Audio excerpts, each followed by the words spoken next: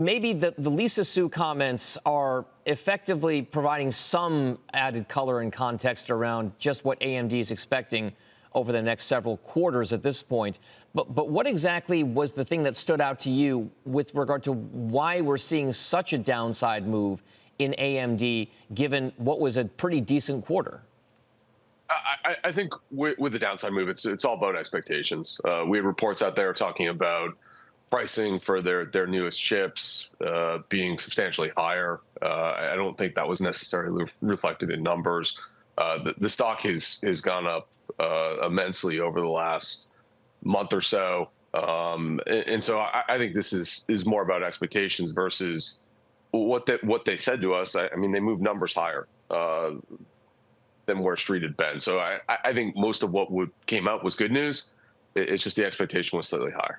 If the expectation was higher, what exactly does the pullback suggest in terms of an attractiveness for an entry point now? It has been a real outperformer, especially since those post so-called Liberation Day lows back in April. Does this imply that AMD is just consolidating and setting up for a move higher now?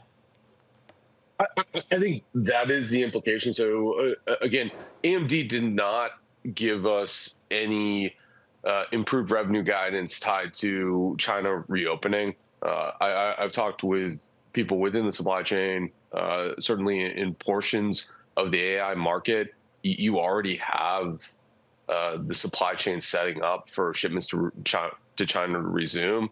I think that AMD is able to regain some of those lost sales, and those just aren't in their numbers. So I think they've set themselves up to exceed numbers Q3, Q4, assuming everything else works to what they guided to. Hey, Matt, the market cap gap is wide between AMD and Nvidia, which is, not even arguably. They are the top of the heap right now with regard to everything in chips and especially in AI.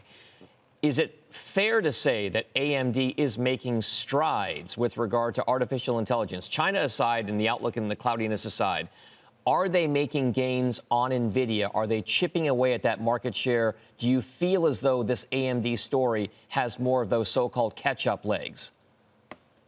I think there's still some questions around exactly what the MI400 looks like. Does it come to market in time?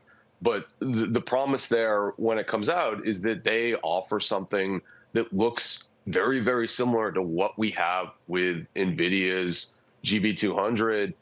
If they get that out, there's really no competition to NVIDIA right now. And so I wouldn't say necessarily, Dom, that they're chipping away yet, but the promise of what they're going to give us and the fact that they could see some of that share, I think that's enough to justify the valuation, particularly given how successful it looks like they're going to be in the back half, even without that China business coming back. All right, their competitiveness and their product is something that they can control more directly. What they cannot control more directly is the macro state of play, especially when it comes to things like global trade and tariffs. I just want to play some sound from President Trump on our CNBC air yesterday with regard to how he's viewing some of the tariff policies on semis going forward.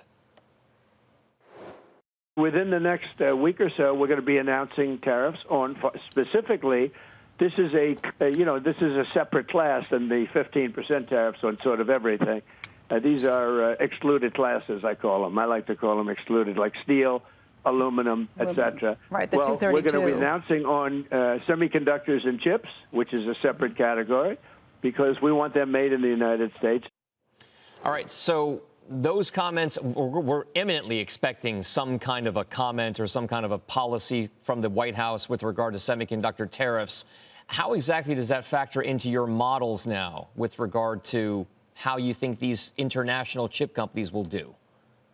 Yeah, it's really, really hard because I've heard everything around where tariffs could come in. We had reports talking about 25% tariffs. That's not in my model. I've run the speculation that tariffs could look more like what we've seen with copper and steel. So you get something at twice that number. I've talked to people who think that any tariffs are longer term in nature. If you think about the semiconductor industry, it takes 2 years plus to build a new fab. And so really tariffs will be put out to motivate companies to build something in that time frame, but you see the bulk of tariffs hit some time out. And so it's really, really hard to account for what tariffs might be. I don't think it's in AMD's guidance. I don't think it's in people's models. I think it's certainly a risk you have to be aware of out there. At the same time, what we've seen with some of these tariffs is they're a high number, then it gets rolled back. I wouldn't be surprised if we don't see the same thing this time. All right, and I just want to call your attention to something that just happened moments ago, crossing the wires. A news alert here on shares of Intel. Reuters is reporting that Republican Senator Tom Cotton has sent a letter to Intel's board chair questioning the company's CEO's ties to China. The report says Cotton is focusing on Lip-Bu Tan's ties to Chinese firms and a recent criminal case involving his former company, Cadence Design. Intel shares are reacting maybe just modestly, up about 0.25%.